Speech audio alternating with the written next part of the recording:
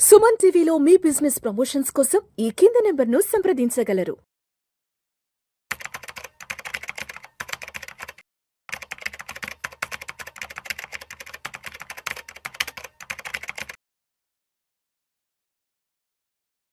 నమస్తే, welcome to Vishnu talks. నేను విష్ణు. ప్రస్తుతంతో పాటు senior stock market analyst Ramachandramurthy గారు ఉన్నారు. సార్తో మాట్లాడదాం. రామచంద్రమూర్తి గారు నమస్తే సార్. నమస్తే విష్ణు గారు. రామచంద్రమూర్తి గారు, welcome to new years first weekend market outlook. So last weekend 2025 సంవత్సరానికి గాను ఈ రెండు వీకెండ్ వీడియో మీతోనే చేశాను.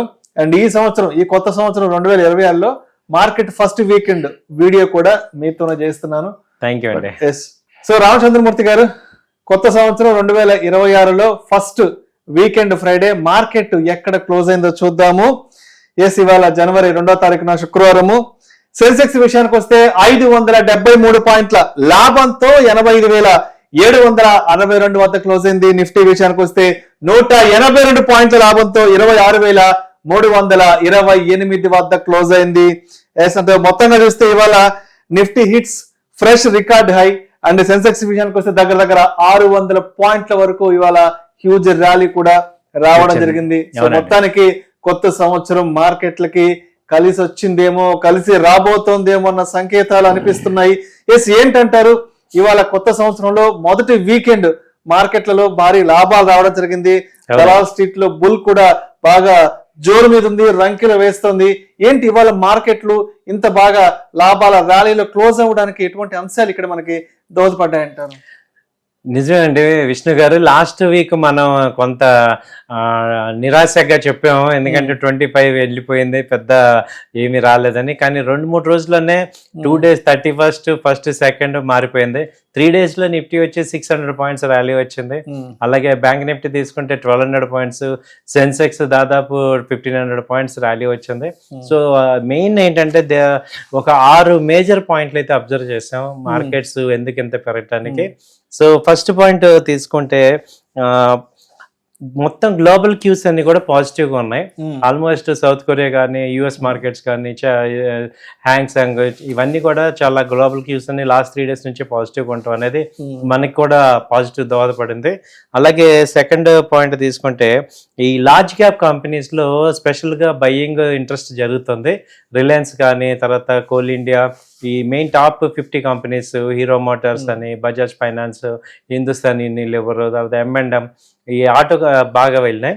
తర్వాత వచ్చి ఏంటంటే స్టడీ పర్చేజ్ ఇన్ డిఏఎస్, అంటే డిఏఎస్ బాగా కంటిన్యూగా బయింగ్ చేస్తున్నారు. ఎందుకంటే బడ్జెట్ అనేది రేపు 1వ తారీఖు వస్తుంది కాబట్టి మంచి ర్యాలీ అనేది ఎక్స్పెక్ట్ చేస్తున్నారు. సెలెక్టివ్ కంపెనీస్ లో మంచి బయ్యింగ్ అయితే జరిగింది, దానివల్ల ర్యాలీ అయితే వచ్చింది. తర్వాత ఏంటంటే ఈ ఆటో సెక్టర్ లో స్పెషల్ గా బయ్యింగ్ జరిగింది. ఎందుకంటే డిసెంబర్ దాదాపు 25% హైక్ అనేది సేల్స్ లో జరిగిందని న్యూస్ వచ్చింది. కాబట్టి ఎక్కువగా ఆటో షేర్లు అన్ని కూడా బయింగ్ జరిగింది బాగా. ఆ తర్వాత వచ్చి ఏంటంటే బ్యాంక్ సెక్టర్ లో కూడా మంచి బయింగ్ జరిగింది. బ్యాంకింగ్ లో చూస్తే SBI ఫస్ట్ టైం 1000 దాటింది. అలాగే అన్ని బ్యాంక్స్, ICICI, HDFC, ఈ బ్యాంక్స్ అన్ని కూడా, యాక్సిస్ బ్యాంక్, PSU బ్యాంక్స్ కూడా మంచి ర్యాలీ అయితే వచ్చింది. ఎందుకంటే అన్ని బ్యాంక్స్ లో కూడా మంచి బయింగ్ ఇంట్రెస్ట్ అయితే జరుగుతుంది. తర్వాత చూసుకుంటే రూపీ వాల్యూ కొంచెం స్ట్రాంగ్ అవుతుందండి. స్ట్రాంగ్ అంటే డాలర్ తగ్గి ఇండియన్ రూపీ పెరుగుతుంది. మొన్న బాగా ఫాల్ అయింది కదా, 90 చేంజ్ దాకా వచ్చింది. ఇప్పుడు కొంచెం రూపీ స్ట్రాంగ్ అవుతుంది. ఎందుకంటే ఇక్కడ డొమెస్టిక్ ఈవెంట్స్ ఎంటర్ అవడంతో రూపీ వాల్యూ అనేది తగ్గింది. రూపీ స్ట్రాంగ్ అయ్యి డాలర్ తగ్గింది కాబట్టి మంచి అడ్వాంటేజ్. సో తర్వాత మేజర్గా ఏంటంటే టెక్నికల్ గా కూడా మార్కెట్స్ అనేది ఈ ఆల్ టైమ్ హైకి దాటింది, మళ్ళీ ఒకసారి వచ్చింది. 26,300 అనేది ప్రెసెంట్ నిఫ్టీ ఉంది.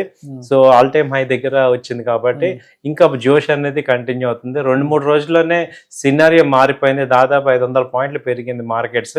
సో ఇవేంటంటే మీరు అన్నట్టు 2026 మంచిగా రావచ్చు అంటానికి శుభ సంకేతాలు కనపడుతున్నాయండి.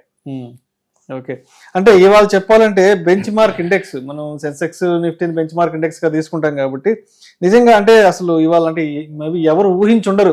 ఏముందిలే, గత సంవత్సరం లాగానే ఈ సంవత్సరం కూడా మార్కెట్లు నిరాశాజనకంగా ముందుకెళ్తే ఏమనుకున్నారు.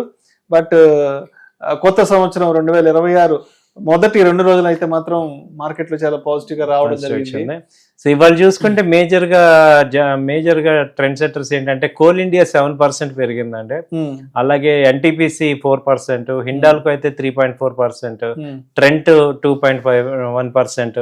ట్రెంట్ చాలా రోజుల నుంచి డౌన్ ట్రెండ్ అలా కంటిన్యూ అయ్యి ఇప్పుడు ర్యాలీ వచ్చింది ట్రెంట్. అలాగే ఎస్బీఐ 2.4% పెరిగి 1012 దాకా వచ్చింది. జియో ఫైనాన్స్ కూడా ఎప్పటి నుంచో అండర్ పర్ఫార్మర్, అది వాళ్ళ 2% పెరిగి 300 అబోవ్ క్లోజ్ అయింది.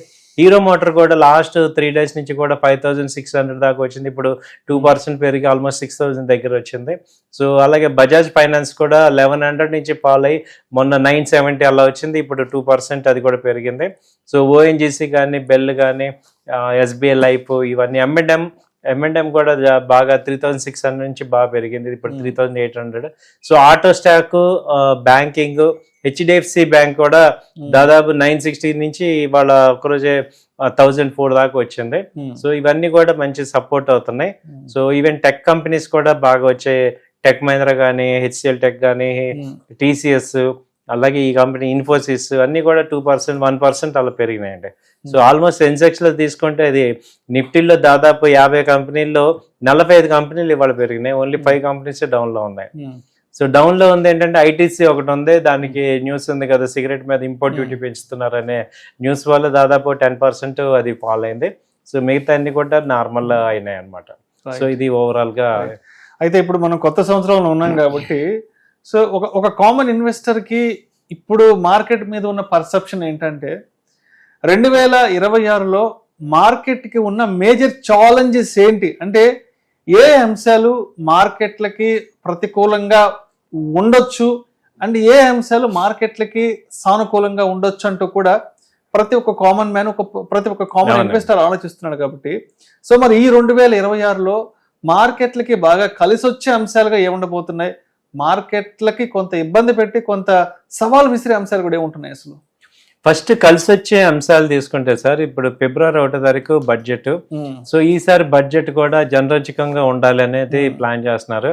సో అందుకని ఏంటంటే ఎక్కువగా బడ్జెట్ ఫ్రెండ్లీ బడ్జెట్ రావచ్చు ఉద్యోగులకు కానీ, తర్వాత వ్యాపారులకు కానీ, తర్వాత రైతులకు కానీ. ఎందుకంటే 2025లో చాలా మనం ఇబ్బంది పడ్డాం.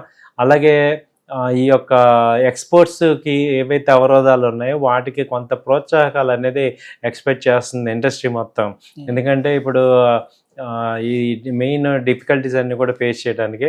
అలాగే రూపీ బాగా డౌన్ అయింది కాబట్టి వాటిని కాంపెన్సేట్ చేసే యాక్టివిటీస్ అనేవి ఈసారి వస్తాయి అనేది ఎక్స్పెక్ట్ చేస్తున్నాం. సో అయితే మేజర్గా ఏంటంటే బడ్జెట్ ర్యాలీ అనేది ఎక్స్పెక్ట్ చేస్తున్నాం. సో దాంతో ఏంటంటే అన్ని సెక్టర్కి పాజిటివ్ వచ్చింది. ప్రతిబంధకాలు చూసుకుంటే 2025లో ఉన్నవి వాళ్ళ ఉన్నాయి. ఆ టారిఫ్ అనేది అవ్వలేదు, అవి ఇంకా వదిలిపెట్టలేదు. యుఎస్ టారిఫ్ ఒకటి అయిపోతే మాత్రం ఎఫ్ఐఎస్ లైన్ లోకి వస్తారు ఫస్ట్ అది. సో ఆ టారిఫ్ అవ్వంతే వాళ్ళు రారు, అప్పుడు కానీ మార్కెట్స్ పెరగట్లేదు. మిడ్ క్యాప్, స్మాల్ క్యాప్ అన్ని కూడా ఎఫ్ఐఎస్ వస్తే కానీ బాగా పెరగవు. ఆ తర్వాత రష్యా వారు ఒకటి, ఉక్రెయిన్ రష్యా వార్ అయితే కానీ మన టారిఫ్ అయితే అయ్యేటట్లేదు. ఈ రెండింటికి డైరెక్ట్గా లింక్ పెట్టేశాడు ట్రంప్ గారు. కాబట్టి ఏంటంటే ఈ రెండింటి మీదే ఉంది మార్కెట్ అంతా. కాబట్టి సో అది రెండే ప్రతికూలగాలు. అయితే ఎక్స్పోర్ట్స్ బాగా తగ్గిపోతున్నాయి. ఎక్స్పోర్ట్స్ $85 బిలియన్ యుఎస్కి ఉండే ఎక్స్పోర్ట్స్ తగ్గింది కాబట్టి దానికి రిప్లేస్మెంట్స్ చూస్తున్నాం. అయితే ఏంటంటే ఒక గ్రోయింగ్ కంట్రీకి ఈ రిప్లేస్మెంట్ కాకుండా అందరితోనూ మనకి సత్సంబంధాలు ఉంటేనే బాగుంటుంది. కాబట్టి ఇండియా యుఎస్ రిలేషన్ అయితే మళ్ళీ స్ట్రాంగ్ అయితే కానీ మనకి గ్రోత్ రాదు. రైట్. సో అయితే అంటే ఇవాల్టి మార్కెట్ ర్యాలీలో మనకి లార్జ్ క్యాప్ స్టాక్స్ లో అంటే బాగా ర్యాలీ వచ్చింది కదా, ఏంటి ఒక్కసారిగా కొత్త సంవత్సరంలో లార్జ్ క్యాప్ స్టాక్స్ మీద అందరూ గట్టిగా పడ్డారు అసలు?